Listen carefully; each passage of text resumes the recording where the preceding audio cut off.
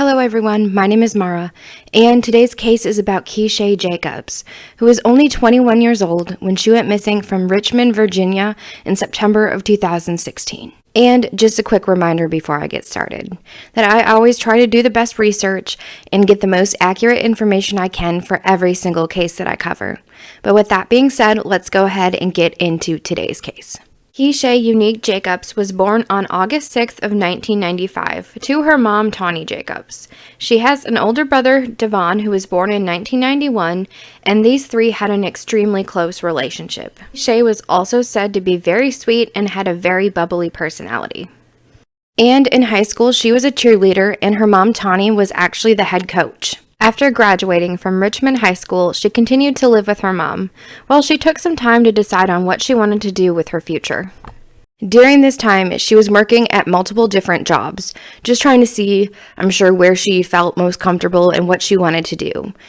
It was said that one of her favorite jobs, though, was working at a daycare, which makes sense because she had a very loving and caring personality, so she was an amazing childcare teacher. And for being only 21, Keshae was very responsible for her age. She didn't really like going out to parties or drinking. She would go here and there, but mainly she liked to hang out with friends in other types of social situations. And in 2016, Devon was arrested. And this was very hard on all three of them. They were so used to spending time together, and while he was in jail, they weren't able to see him every single day. But he eventually gets released, and he tells them that he never wants to hurt them like that ever again. That he is determined to never go back again. But now we go to September 26th of 2016. On this day, Tawny goes to work at her dispatch job. It's said that almost every single day, on her lunch break, she would talk to Keshae and Devon. And this day wasn't any different. They chatted for a while on the phone, and then Tawny went back to work for the day. And then later that night, Keshae calls her mom to let her know that she's going to be staying at a friend's house that night.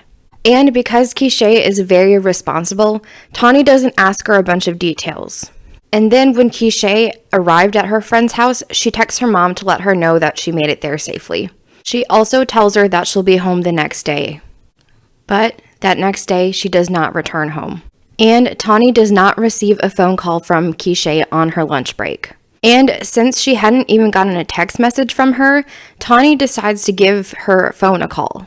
But every single time she calls, it goes straight to voicemail. Tawny then calls Devon, and he says that he also has not spoken with Keshae at all that day. And when Tawny gets off of work at 5 p.m. that night, she calls some of Keshae's friends to see if they know where she is. And they all said that she was not with them and they were not sure where she was at. Tawny even drove to many of these friends' houses, just double checking that maybe Keshae had ended up pulling up there. She also went to the house that Keshae said that she was staying the night at, but she was not there. This is when Tawny decides to get in contact with authorities. But they tell her that Keshae is an adult, and if she wants some space or to not respond to her mom or brother, that's her choice. Which I think is so ridiculous when authorities do this. I get that she is an adult, but her mom and brother know her the best out of anybody and knew that she would never not be in contact with them. But they did let her file a police report, but they would not let her file a missing persons report at this point. And on October 2nd of 2016, there still was no sign of Keshae. So Tawny and Devon got some friends and family together, and even some of the community came out and wanted to make everyone aware that Keshae was missing. Actually, on this day too, Keshae's friend comes up to Tawny and admits that Keshae had not stayed with her that night, but that she had gotten a ride to someone else's house. And understandably so, this made Tawny very upset. She demanded that they tell her where Keshae actually went. And with all this information, Tawny was actually able to find the exact house that Keshae had been dropped off at that night. This house is located in the Church Hill neighborhood in Richmond, Virginia. So Tawny goes to this address to get some answers about where Keshae is. And a man named Otis L. Tucker, but goes by Omar, he answers the door and tells Tawny that Keshae had been there on the 26th, but she only had stayed for a little bit before being picked up by another person. And then at this point, the police say that Keshae has been missing long enough that they will start an investigation.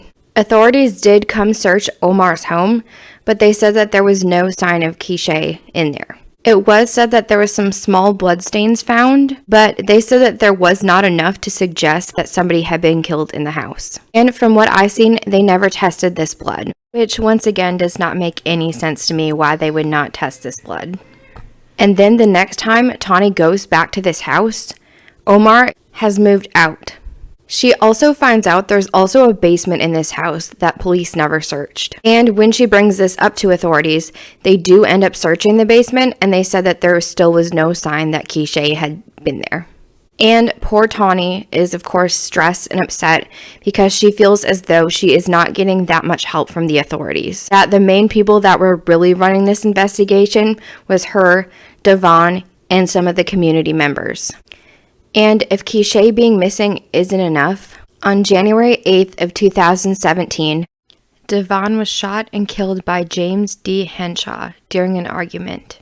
So in the matter of 4 months, this poor woman has lost both of her children. She's so incredibly close with, and they are her whole world. Authorities were quick to say that Keshae's disappearance and Devon's murder were not connected, but Tawny knew she could not give up because Keshae could still be alive out there. The next update did not come until 2018, when a prison inmate claimed to know where Keshae was, but his identity and all the details have not been released out to the public. Then, in November of 2022, Otis Tucker was charged with murder and tampering in the death of a woman named Ashley Fowler, who was living in Jacksonville, Florida, and was brutally murdered with a hammer. But he has not been charged in Keshae's case, and he has not been named a suspect. And since Keshae has disappeared, she has not used her phone, her Facebook, her bank card, or her email. And Tawny does believe that one of Keshae's friends knows more than what she's saying. But if you know anything about Keshae's disappearance, please speak up. I'm going to link the phone number for the Richmond Police Department down below. Tawny has been through so much and deserves some answers. But thank you so much for watching today's video. I hope you'll comment, subscribe, and I will see you all next time. Bye.